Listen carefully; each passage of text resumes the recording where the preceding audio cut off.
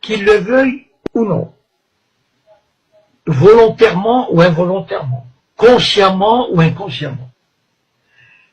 Les Berbères, je dis les Berbères, mais bon, on dit les Amazighs ou les Berbères, bon, moi j'ai toujours appris à dire les Berbères, je suis désolé si ça, mais enfin bon.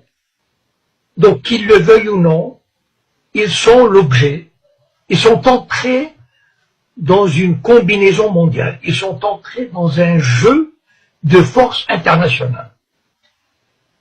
Il y a des forces étrangères, et je vais les citer, c'est le Mossad, en premier lieu le Mossad, avec des services secrets espagnols, français, mais en premier lieu le Mossad, qui a intérêt à semer le trouble, la discorde et la division. Et ça, on ne peut pas échapper à ça. Et je vais vous raconter une anecdote qui m'est arrivée il y a presque une douzaine d'années. À l'époque, je n'étais pas du tout connu. C'est-à-dire, il n'y avait pas Facebook, je faisais pas de conférences, et j'avais l'habitude de me glisser dans les réunions du Bnei Brit, par exemple. Le Bnei Brit, c'est la franc-maçonnerie juive mondiale. Et j'ai assisté à la réunion suivante. Je ne sais plus comment je suis allé, mais je suis arrivé. C'était la loge Ben Gurion à la mairie du 16e arrondissement. Et cette loge avait invité des Berbères d'Algérie, 5 ou 6, qui représentaient des associations de Berbères. Et moi, bon, assis quelque part comme ça, tranquille, j'observais.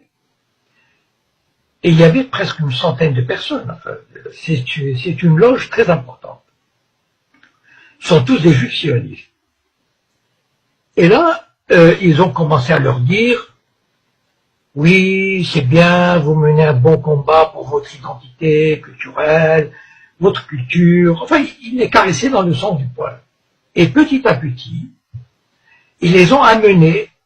Et moi, j'admirais leur savoir-faire, parce que franchement, au bout d'une heure, ils les ont amenés, ils leur ont fait croire que leur combat identitaire, leur combat culturel, était le même que celui des Juifs qui se battaient et des Israéliens qui se battaient, qui sont battus pour sauvegarder leur identité, et qu'ils allaient leur apporter leur aide, etc.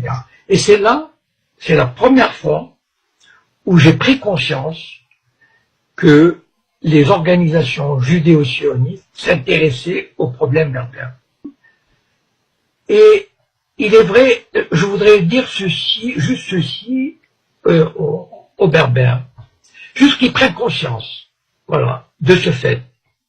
Mais ayez juste à l'esprit ceci, qu'il y a des forces extérieures qui vous font miroiter des choses, voilà.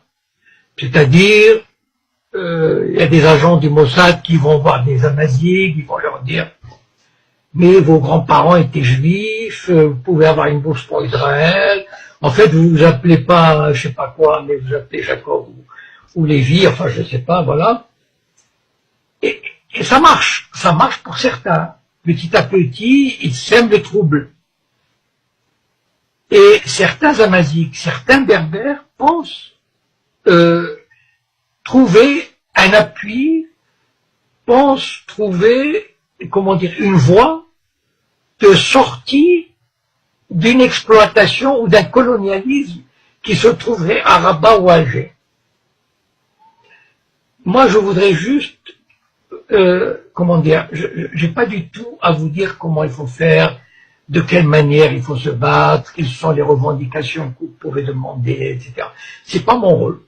Voilà, mon rôle, c'est, moi qui ai un peu d'expérience, qui ai une petite vision comme ça, de vous éclairer sur les dessous des cartes. Voilà, sur les tenants et les aboutissants. Ne vous faites jamais d'illusions sur le Mossad et sur les sionistes. Ils détestent tout le monde. Ils détestent les Arabes, ils détestent les Berbères, ils détestent les musulmans, ils méprisent les Arabes, les Berbères et tous ces peuples du tiers-monde. Donc, ne vous faites pas d'illusions. Les sionistes vous mèneront par le bout du nez. je pense que nous avons vous savez, le but du sionisme, il l'a montré en Irak, en Syrie, en Libye, c'est de détruire ces sociétés, de détruire l'unité nationale, de détruire tout ce qui est un État moderne. Et les Berbères, je vais vous dire, si vous marchez dans cette combine, vous serez emportés.